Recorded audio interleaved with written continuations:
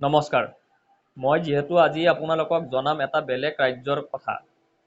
যিহেতু মই অলৰেডি আপোনালোকক অসমৰ সমষ্টি বিষয়ৰ কথা মই দুই এটা কথা মই এক্সিট পোল হিচাপে মই দিছোঁ আপোনালোকক। আপোনালোকে চালেও মোৰ ভাল লাগিল। কিন্তু মই আজি অসমৰ কোনো সমষ্টিৰ কথা বা অসমৰ কোনো ৰাজনীতিকৰ কথা লৈ মই আজি নাযাওঁ। মই যাম আজি ৱেষ্ট বেংগলৰ কথা লৈ। আমাৰ ওচৰৰে ৰাজ্য, সেই ৱেষ্ট বেংগলৰ কথা মই আজি আলোচনা কৰিম।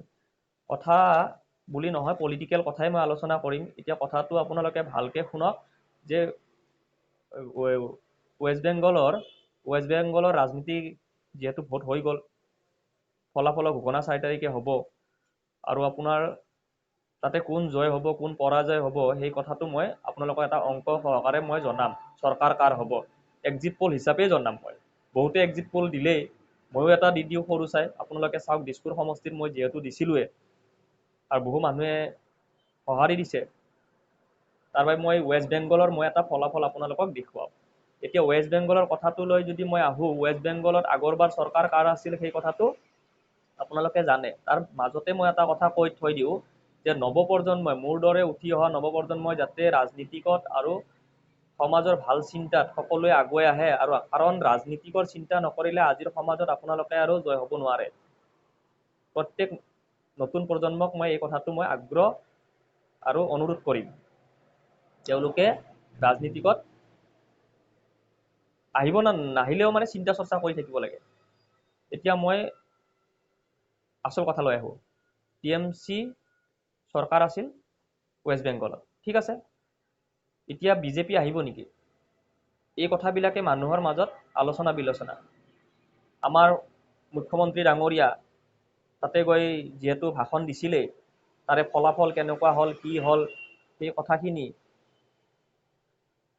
কাৰ দৃষ্টিত কি আছিল সেই কথাখিনিও যদি আপোনালোকে যদি চালি জাৰি চাই চৰকাৰ কাৰ হ'ব আপোনালোকে নিজে অলপ অনুমান কৰিব পাৰিব। কিন্তু মই এটা কথা কওঁ আপোনালোকক যে TMC আপোনাৰ তাতে কিমান কেইখন চিট দখল কৰিব, বিজেপিয়ে কিমান কৰিব, এই কথাটো আলোচনা কৰিব লাগিব। তাৰ আলোচনা কৰাৰ আগতে যে আপোনাৰ তাৰে চিট কেইটা সেই কথাটো চাব লাগিব।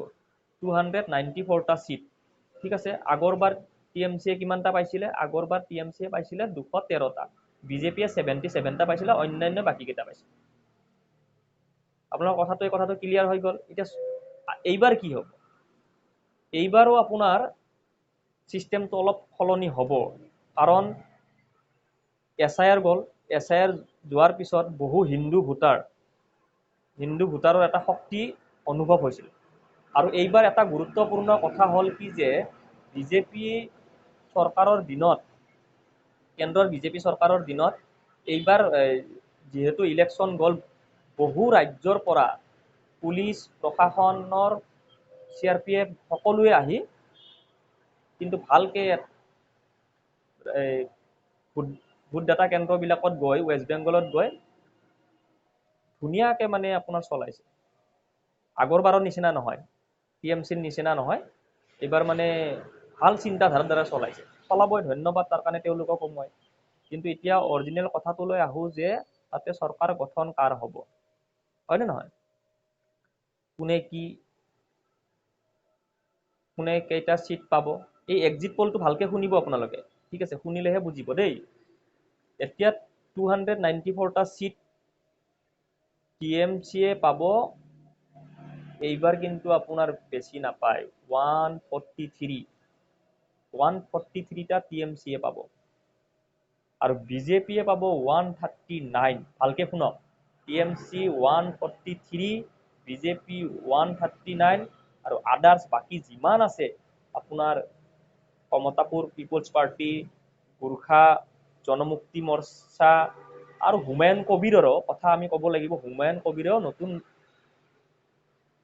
দল খুলি তেওঁলোকে কেণ্ডিডেট দিছে। তাৰ লগত আপোনাৰ আছাদুদ্দিন ওৱেইচি নেকি যে, তেওঁৰো AIMMৰ পাৰ্টি দিব, CPI CPM তেওঁলোকেও দিব।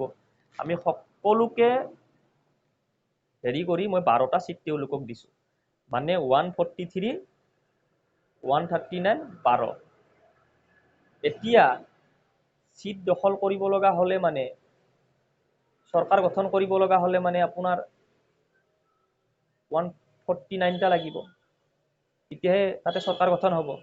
এতিয়া TMCয়ে পালে 143, BJPয়ে পালে 139, চৰকাৰটো গঠন নহ'ব। এই 12টা চিটৰ বাবে নিৰ্ভৰশীল কৰিব লাগিব দুটা পাৰ্টি, এই কথাটো মনত ৰাখিব আপোনালোকে। যেতিয়া নিৰ্ভৰ কৰিব লাগিব, বিজেপিৰ ফালৰ পৰা মই এটা কথা কওঁ, বিজেপিয়ে কিন্তু 3টা দলক মানে দলৰ লগত যোগাযোগ কৰিব লাগিব। এটা হুমায়ুন কবিৰ, এটা কমতাপুৰ, এটা গোৰ্খা, এই 3টাই যদি মিত্ৰ কৰে, তেতিয়া কিন্তু মিত্ৰ মানে জয় হোৱাৰ পিছত তেওঁলোকক যদি আঁকোৱালি লয়, তেতিয়াহ'লে কিন্তু বিজেপিৰ চৰকাৰ হোৱাটো খাটাং, বিজেপিৰ চৰকাৰ হোৱাটো খাটাং। কিন্তু যদি আপোনালোকে এটা কথা যদি মনত ৰাখে যে যদি আকৌ যদি সেই জিকা মানুহখিনি যদি হুমায়ুন কবিৰ বা আৰু কোনোবাই গৈ যদি TMCত যদি যোগদান দিয়ে, তেতিয়া কিন্তু মমতা বেনাৰ্জীৰ চৰকাৰহে গঠন হ'ব, এতিয়া কিন্তু বিজেপিৰ চৰকাৰ গঠন নহয়। কাৰণ TMCক বেছি নালাগে, কিন্তু বিজেপিক অলপ বেছি লাগিব।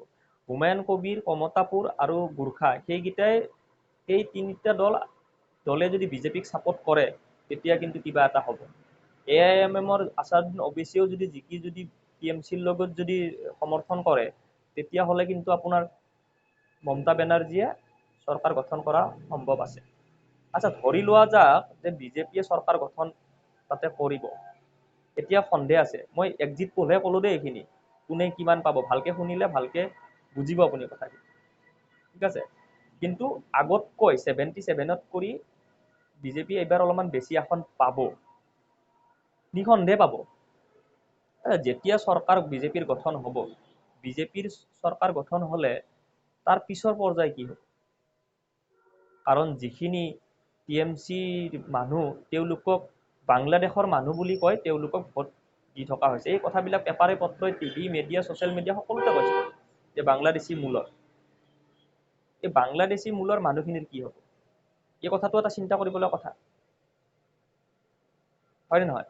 বিজেপি চৰকাৰ যদি আহে, মুখ্যমন্ত্ৰী কোন হ'ব, এইবিলাকৰ কথা। কিন্তু TMC এইবাৰ অলপমান ফৰক বৰক হোৱাটো একদম সঁচা কথা। এবাৰ এটা ঢৌ আছে তাতে ৱেষ্ট বেংগলত, অসমত ইমান এটা নাছিল। অসমত দিছপুৰ সমষ্টি আৰু মধ্য গুৱাহাটীত অলপমান এটা ঢৌ আছিল, বাকী অসমত বেলেগ জেগাত ঢৌ নাছিল। কিন্তু আপোনাৰ ৱেষ্ট বেংগলৰ কথাটো অলপ বেলেগ, বুজি পালে? এতিয়া সেই মানুহখিনি কি হ'ব? এই যিখিনি মানে বাংলাদেশৰ মূলৰ বুলি কয়, সেইখিনি মানুহৰ কি হ'ব? তেওঁলোকৰ বাবে মই এটা গান মই শুনিছিলোঁ বাংলাদেশৰ বহুত দিনৰ আগত। সেই গানটোক লৈয়ে মই আপোনাক দুই এষাৰমান মই গুণগুণাই দিওঁ, আপোনালোকে ভালকে শুনক। গানটো আছিলে এনেকুৱা, বাংলাদেশৰে গান দেই। পরের জাগা পরের জমি ঘর বানায়া আমি রই, আমি তো সেই ঘরের মালিক নয়। পরের জাগা পরের জমি ঘর বানায়া আমি রই, আমি তো সেই ঘরের মালিক নয়। এই ঘরের মালিক নয়, তেতিয়াহ'লে তেওঁলোকে সেই নিজৰ ঘৰ এৰিব লাগিব। এই কথাটো খাটাং। এতিয়া মই অসমীয়াত ক'লো, আপোনালোকে বুজিলে। অলপমান গান এটা মই বেংগলীত মই গুণগুণাই দিলোঁ। কিন্তু এই ভিডিঅ'টো ৱেষ্ট বেংগলৰ মানুহেতো বুজি নাপাব, তাৰ কাৰণে মই দুই এষাৰমান মই ভালকে ক'ব নোৱাৰিলেও মই বাংলা ভাষাত মই অলপমান কৈ দিম, আপোনালোকে শুনিব। আমি প্রথমে ওয়েস্ট বেঙ্গলের সবাই মানুষকে আমি একবার নমস্কার জানাইছি। বাংলা মোর ইমান ঠিক নহয়, তথাপিতো এবার সবাইকে ধন্যবাদ দিলাম যে আপনারা হিন্দু সরকারের কারণে আপনারা অনেক কষ্ট করছেন। তাহলে আপনাদের এবার নিশ্চিত থাকুন, আমার মনে হয় এইবার বিজেপির সম্ভাবনা অনেক বেশি ভালো হবে। আর আমি ওয়েস্ট বেঙ্গলের সব ভোটার নাগরিককে আমি পুনর্বার একবার ধন্যবাদ জানাইলাম।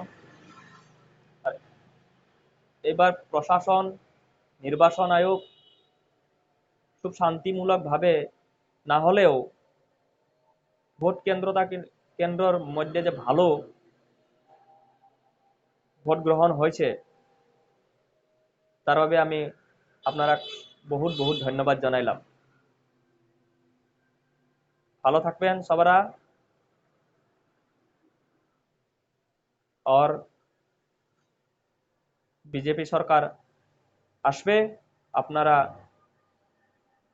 এই সরকারক সমৰ্থন করবেন। ধন্যবাদ। অসমবাসীক মই সকলোকে ধন্যবাদ জনালো। মই বেংগলী বা বাংলা ইমান ভালকে ক'ব নোৱাৰো, তথাপিতো চেষ্টা কৰিছো। কমেণ্টত কোনো যাতে বেয়াকে মোক একো নিলিখে তাৰ বাবে মই সকলোকে জনালো। ধন্যবাদ।